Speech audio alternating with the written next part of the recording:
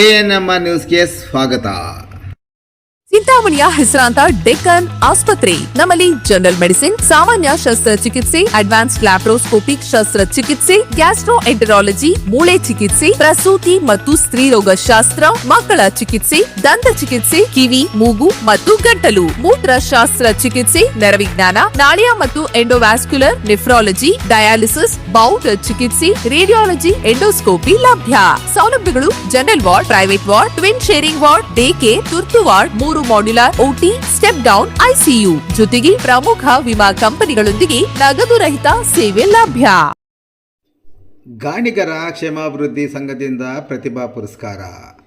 16 ವರ್ಷಗಳಿಂದ ಚಿಂತಾಮಣಿ ಸಂಘ ನಿರಂತರ ಸೇವೆ. ಚಿಂತಾಮಣಿ ತಾಲೂಕಿನ ಗಾಣಿಗರ ಕ್ಷೇಮಾಭಿವೃದ್ಧಿ ಸಂಘದ ವತಿಯಿಂದ ಚಿಂತಾಮಣಿ ನಗರದ ಟ್ಯಾಂಕ್ ಬಂಡ್ ರಸ್ತೆಯಲ್ಲಿರುವ ಶಿಲ್ಪಾ ಶಾಲೆಯ ಆವರಣದಲ್ಲಿ ಎಸ್ಎಸ್ಎಲ್ಸಿ ಮತ್ತು ಪಿಯುಸಿ ಪ್ರತಿಭಾವಂತ ವಿದ್ಯಾರ್ಥಿಗಳಿಗೆ ಪ್ರತಿಭಾ ಪುರಸ್ಕಾರ ಹಾಗೂ ಸನ್ಮಾನ ಸಮಾರಂಭವನ್ನು ಅದ್ದೂರಿಯಾಗಿ ಹಮ್ಮಿಕೊಳ್ಳಲಾಗಿತ್ತು. ಕಾರ್ಯಕ್ರಮದ ಅಧ್ಯಕ್ಷತೆ ವಹಿಸಿ ಮಾತನಾಡಿದ ಸಂಘದ ಅಧ್ಯಕ್ಷ ಕುಟ್ಟಳ್ಳಿ ಎಂ ಕೃಷ್ಣಮೂರ್ತಿ, ಸಂಘದ ವತಿಯಿಂದ ಪ್ರಪ್ರಥಮವಾಗಿ ಚಿಂತಾಮಣಿಯಲ್ಲಿ ಕಳೆದ 16 ವರ್ಷಗಳ ಹಿಂದೆ ಅತಿ ಚಿಕ್ಕದಾಗಿ ಆರಂಭಿಸಿದ ಈ ಪ್ರತಿಭಾ ಪುರಸ್ಕಾರ ಕಾರ್ಯಕ್ರಮವನ್ನು ಇಂದಿಗೂ ನಿರಂತರವಾಗಿ ನಡೆಸಿಕೊಂಡು ಬರಲಾಗುತ್ತಿದೆ. ಒಂದು ವಾಹನ ಮುಂದೆ ಸಾಗಲು ಇಂಧನ ಎಷ್ಟು ಮುಖ್ಯವೋ ಹಾಗೆಯೇ ಈ ಕಾರ್ಯಕ್ರಮ ಯಶಸ್ವಿಯಾಗಿ ಸಾಗಲು ಬೆನ್ನೆಲುಬಾಗಿ ನಿಂತಿರುವ ದಾನಿಗಳನ್ನು ನಾವು ಈ ಸಂದರ್ಭದಲ್ಲಿ ಸ್ಮರಿಸಿರಬೇಕು. ಸಂಘದ ಸ್ವಂತ ಹಣದಿಂದಲ್ಲದೆ ಸಂಪೂರ್ಣವಾಗಿ ದಾನಿಗಳ ನೆರವಿನಿಂದಲೇ ಈ ಕಾರ್ಯಕ್ರಮವನ್ನು ನಡೆಸಲಾಗುತ್ತಿದೆ ಎಂದರು. ಸಂಘದ ವತಿಯಿಂದ ಬ್ಯಾಂಕಿನಲ್ಲಿ ಸುಮಾರು 6 ಲಕ್ಷ ರುಗಳನ್ನು ಶಾಶ್ವತವಾಗಿ ಠೇವಣಿಯಾಗಿ ಉಳಿಸಲಾಗಿದೆ. ಪ್ರತಿ ವರ್ಷ ದಾನಿಗಳಿಂದ ಸಂಗ್ರಹವಾಗುವ ಮತ್ತು ಖರ್ಚಾಗುವ ಹಣದ ಸಂಪೂರ್ಣ ಲೆಕ್ಕವನ್ನು ಕಾರ್ಯಕ್ರಮ ಮುಗಿದ 1 ವಾರದೊಳಗೆ ವಾಟ್ಸಾಪ್ ಮೂಲಕ ಎಲ್ಲ ಸದಸ್ಯರಿಗೆ ತಲುಪಿಸಿ ಪಾರದರ್ಶಕತೆ ಕಾಯ್ದುಕೊಳ್ಳಲಾಗುತ್ತಿದೆ ಎಂದರು. ಇನ್ನು ವಿದ್ಯಾರ್ಥಿಗಳಲ್ಲಿ ಪ್ರತಿಭೆಯನ್ನು ಗುರುತಿಸಿ ಪ್ರೋತ್ಸಾಹಿಸುವುದು ಮತ್ತು ಸಂಪನ್ಮೂಲ ವ್ಯಕ್ತಿಗಳಿಂದ ಮಾರ್ಗದರ್ಶನ ಕೊಡಿಸಿ ಮಕ್ಕಳ ಉತ್ತಮ ಭವಿಷ್ಯ ರೂಪಿಸುವುದೇ ಈ ಕಾರ್ಯಕ್ರಮದ ಮುಖ್ಯ ಸದುದ್ದೇಶವಾಗಿದೆ ಎಂದು ಅವರು ವಿವರಿಸಿದರು. ತಾಲೂಕಿನ ಗಾಣಿಗ ಸಮುದಾಯದ ಜನಸಂಖ್ಯೆ ಸುಮಾರು 10,000ದಷ್ಟಿದೆ.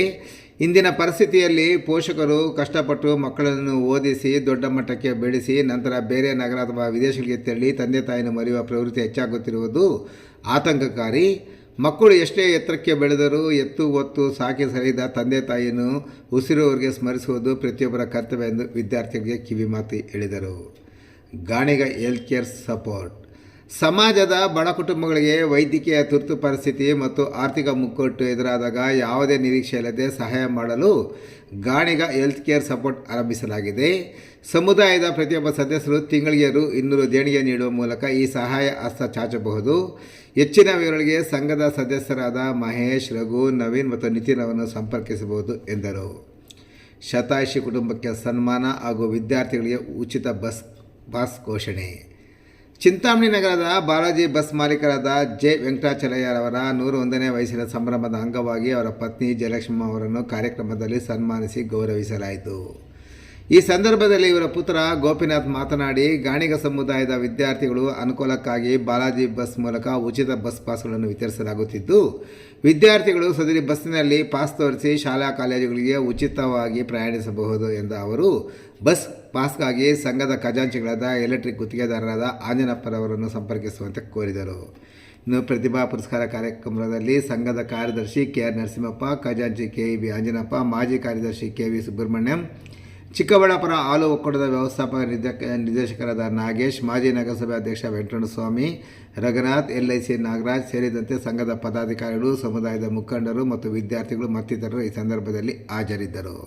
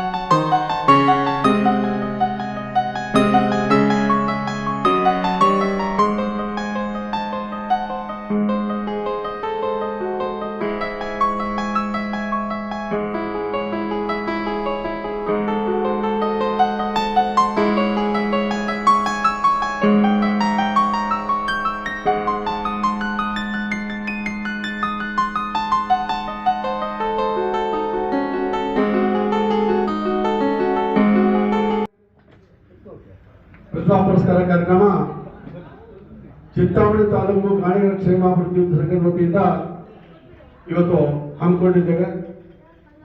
ಈ ಒಂದು ಕಾರ್ಯಕ್ರಮದಲ್ಲಿ ಮುಖ್ಯ ಅತಿಥಿಗಳಾಗಿ ಬಂದು ಭಾಗವಹಿಸಿರ್ತಕ್ಕಂಥ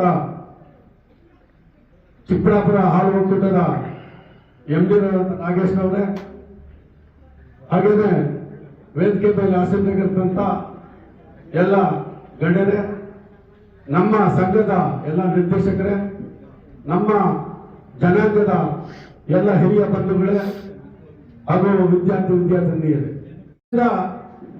ಈ ಕಾರ್ಯಕ್ರಮದ ಬಗ್ಗೆ ಮಾತಾಡ್ತಾನೆ. ಬಹಳ ಚಿಕ್ಕದಾಗಿ ಕಾರ್ಯಕ್ರಮ ಪ್ರಾರಂಭ ಮಾಡಿ 14 ವರ್ಷ ಆಗಿದೆ. ದಯವಿಟ್ಟು ನೀವು ಅರ್ಥ ಮಾಡ್ಕೋಬೇಕು, ಯಾವುದೇ ದೊಡ್ಡ ಸಮಾಜ ಇವತ್ತು ಸಮಾಜದಲ್ಲಿ ಬಹಳಷ್ಟು ದೊಡ್ಡ ಸಮುದಾಯಗಳಿವೆ. ಪ್ರಪ್ರಥಮವಾಗಿ ಚಿಂತಾಮಣಿಯಲ್ಲಿ ಪ್ರತಿಭಾ ಪುರಸ್ಕಾರ ಕಾರ್ಯಕ್ರಮವನ್ನು 16 ವರ್ಷದ ಹಿಂದೆ ಹಮ್ಮಿಕೊಂಡಿದ್ದು ನಾವೇ ಅಂತ ಹೇಳಕ್ಕೆ ನನಗೆ ಸಂತೋಷ ಆಗ್ತಾ ಇದೆ. ಅವತ್ತಿಂದ ಇವತ್ತುವರೆಗೂ ಸಹ ಈ ಕಾರ್ಯಕ್ರಮವನ್ನು ನಿರಂತರವಾಗಿ ನಡೆಸ್ಕೊಳ್ತಾ ಬಂದಿದ್ದೇವೆ. ಇದರ ಹಿಂದೆ ಬಹಳಷ್ಟು ಜನಗಳ ಕೊಡುಗೆ ಇದೆ. ದಯವಿಟ್ಟು ಇದನ್ನು ನಾವು ಸ್ಮರಿಸಬೇಕು ಅವ್ರನ್ನ. ಯಾಕಪ್ಪ ಅಂತಂದ್ರೆ ಒಂದು ವಾಹನ ಮುಂದೆ ಹೋಗ್ಬೇಕಾದ್ರೆ ಅದಕ್ಕೆ ಇಂಧನ ಮುಖ್ಯ. ಈ ಒಂದು ಪ್ರತಿಭಾ ಪುರಸ್ಕಾರವನ್ನು ಒಂದು ವಾಹನ ಇಷ್ಟೊಂದು ವರ್ಷಗಳಿಂದ ಮುಂದೆ ಸಾಗ್ತಾ ಇದೆ ಅಂತಂದ್ರೆ ಇದಕ್ಕೆ ಇಂಧನ ತುಂಬುತ್ತಾ ಇದ್ದಾರಲ್ಲ ಆ ವ್ಯಕ್ತಿಗಳನ್ನ ನಾವು ಇವತ್ತು ಸ್ಮರಿಸ್ಕೊಳ್ತಾ ಇದ್ರೆ ನಮ್ದು ಬಹಳ ತಪ್ಪಾಗ್ತದೆ. ಹಾಗಾಗಿ ಏನು ಇವತ್ತು ಈ ಒಂದು ಕಾರ್ಯಕ್ರಮಕ್ಕೆ ದಾನಿಗಳ ಮುಖಾಂತರ ನಾವು ದೇಣಿಗೆ ಸಂಗ್ರಹಣೆ ಮಾಡಿ ಈ ಒಂದು ಕಾರ್ಯಕ್ರಮವನ್ನು ಹಮ್ಮಿಕೊಳ್ತಾ ಇದ್ದೇವೆ. ಇದ್ಯಾರು ನಮ್ಮ ಸ್ವಂತ ಸಂಘದ ದುಡ್ಡಿದ್ದಾಗಲಿ ಇದನ್ನು ಮಾಡ್ತಾ ಇಲ್ಲ. ಸದಸ್ಯರ ದುಡ್ಡು ಅದು ಇವತ್ತು ಸುಮಾರು ಒಂದು 6 ಲಕ್ಷ ರೂಪಾಯಿ ಹಾಗೆ ಬ್ಯಾಂಕ್ನಲ್ಲಿ ಶಾಶ್ವತ ಠೇವಣಿಯಾಗಿ ಹಾಗೆ ಉಳಿಸ್ಕೊಂಡು ಬಂದಿದ್ದೇವೆ. ಈ ಕಾರ್ಯಕ್ರಮ ನಡಿಬೇಕಾದ್ರೆ ಆ ಪ್ರತಿ ವರ್ಷಕ್ಕೆ ನಾವು ದಾನಿಗಳಿಂದ ಏನು ಹಣವನ್ನು ಸಂಗ್ರಹಣೆ ಮಾಡ್ತೇವೆ, ಈ ಪ್ರತಿಭಾ ಪುರಸ್ಕಾರ ಕಾರ್ಯಕ್ರಮ ಮುಗಿದ ನಂತರ ಒಂದು ವಾರದೊಳಗಡೆ ಇದರ ಪೂರ್ತಿ ಲೆಕ್ಕಗಳನ್ನ ನಾವು ಬಹಿರಂಗವಾಗಿ ವಾಟ್ಸಪ್ ಮೂಲಕ ಎಲ್ಲ ನಮ್ಮ ಸದಸ್ಯರಿಗೂ ಎಲ್ಲ ನಿರ್ದೇಶಕರು ನಾವು ಕೊಡುವಂತ ಕಾರ್ಯಕ್ರಮ ಮಾಡ್ತಾ ಇದ್ದೇವೆ.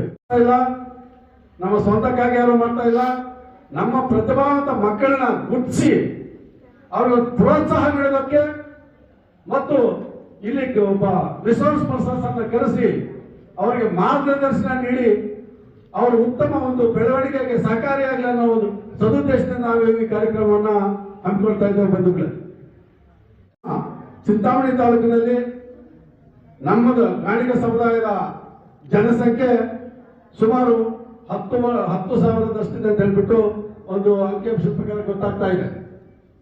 ಇದರಲ್ಲಿ ಬಹಳಷ್ಟು ಜನ ವಿದ್ಯಾವಂತರಾಗಿದ್ದಾರೆ.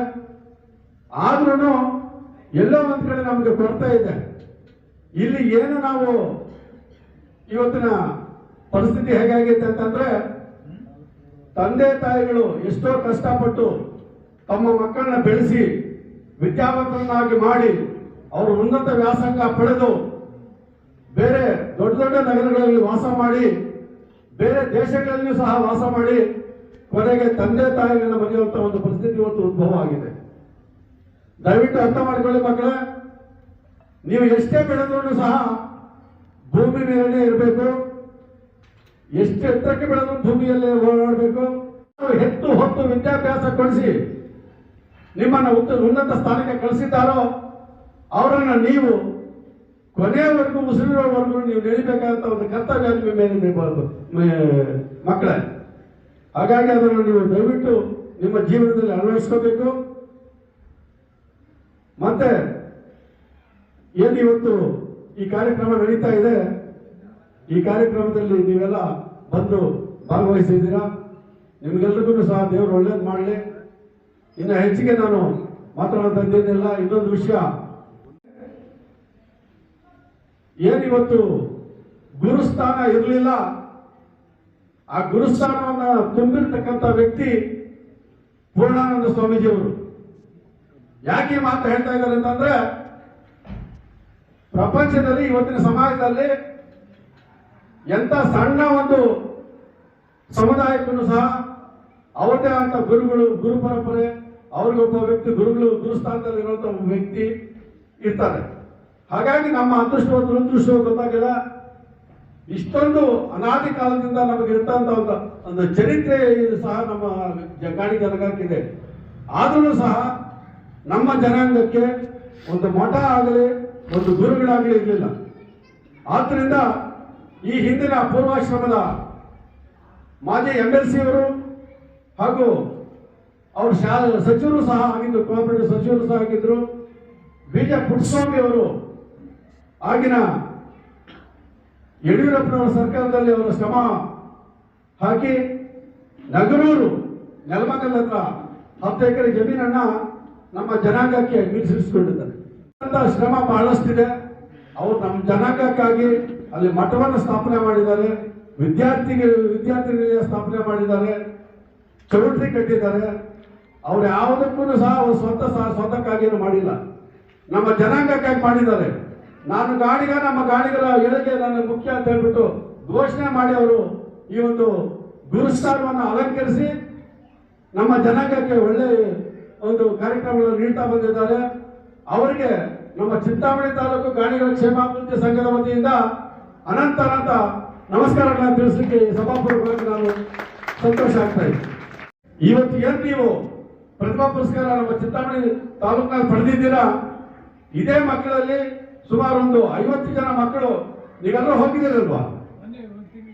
ಒಂದು ತಿಂಗಳ ಹಿಂದೆ ನೆಲಮಂಗಲ ಹತ್ರ ಯಾರ್ಯಾರು ಹೋಗಿದ್ರಲ್ವಾ?